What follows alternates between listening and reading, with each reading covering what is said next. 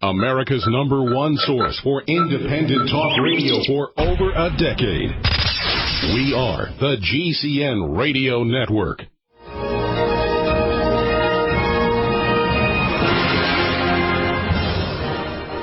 All right, we're back with Linda Runyon. Linda. I've got that piece of balsam in my hands, and I still haven't eaten all of it as we're doing our show here.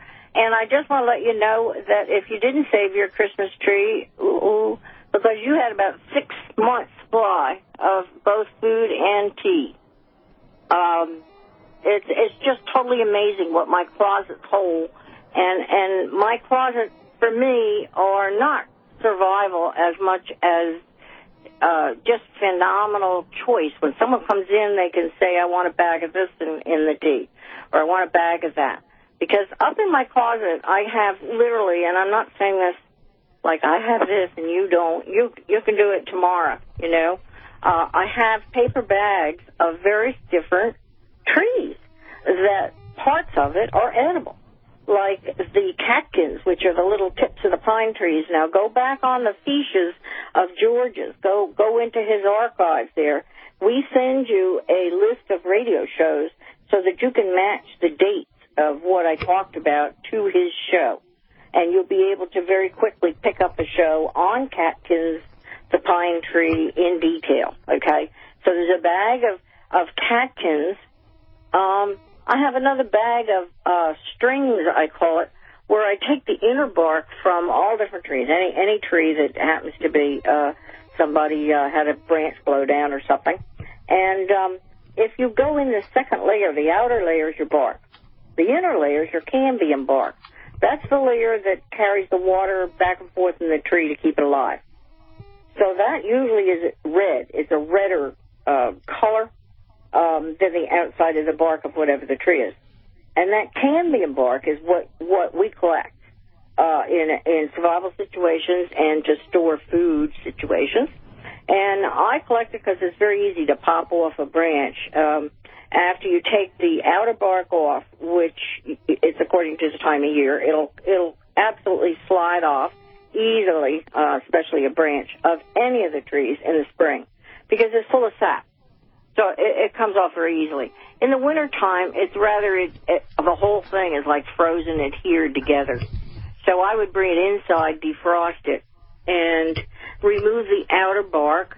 And the inner bark, I would try to peel it away from the branch so that you have an actual hunk of it in your hand, a curved hunk of inner bark. There are pictures and such on our material for you to see this. And then I would take it and I would put it on the table and take a knife that was sharp enough, and carefully now, and I would string it. I would literally go on the edge of it and go ahead down and make a string, like a spaghetti string of the bark. And the more big piles of spaghetti strings I had, the more food I have that's easily eaten just as it is. It dries, and it makes the greatest darn, kids just love it to have a string of bark. If you just gave them that string, it snaps. It's dry, and it will snap. And they go, wow, it's like a potato chip. What is this? And I'll go, it's dried birch, or it's dried balsam, or it's dried pine, or maple, or meadowsweet, or beech. There's 6 or 7 very common trees that we all have. Okay, so I like to have those strings in paper bags, and I have them, and I also have larger, where I don't string it. I go ahead and just have the whole bark in like 2 inches. I do cut it in a 2-inch section because that can be dropped into something like, the Vitamixers are your very best as far as I'm concerned. But if you drop something like that in there, you will end up with powder. That thing is so strong. I just love that. And it's a lot easier than a hand grinder of any sort. Back in the woods, we used a hand grinder, like an old meat thing, and no one should do that because it helped us to develop our muscles for the other jobs we had. So I guess that's the truth. But it is not the way to be teaching your kids how easy it is to make flour out of a strip of bark. Well, let's go through the sequence here of gathering and then making into flour from, just to lay it out step by step. Right. It's hard without the photos and pictures and stuff that I have, but that's why again, listeners, this is why we do these shows. But if you're going to seriously pursue this vital survival information, you need to purchase what's on Linda's website. And again, we'll supplement that on these programs. But again, you've got a time that you're in a survival situation, and you've got this abundant source of vitamin C and food and etc. So how would we look for it, and then how would we prepare it? All right. You need to know, George, that like say in balsam, you have 5,652 units of beta carotene in a half a cup of twigs. Now, let me repeat that, 5,652 units of beta-carotene. You have over 6,000 or 7,000 in birch. I mean, it's totally amazing. We give you and pine, we've got all this vitamin C, and so there's an incredible amount of nutrition in these wild plants. And don't complicate it for yourself. Make it easy and start with twigs. In other words, twigs of that tree, the tips, the first 10 inches off. And as Linda said earlier, you're not going to kill the tree by collecting twigs. If you don't know what you're doing and you go all the way around the tree, you can kill the tree. That's right. Yeah. Going for the bark and so forth. So I used to go after firewood. People would cut a tree. Like how many trucks have I seen go by filled with maple and stuff? Every one of those pieces, 2-inch long pieces, in my mind, has got a cambium layer underneath there, and it can be very easily popped off, that firewood.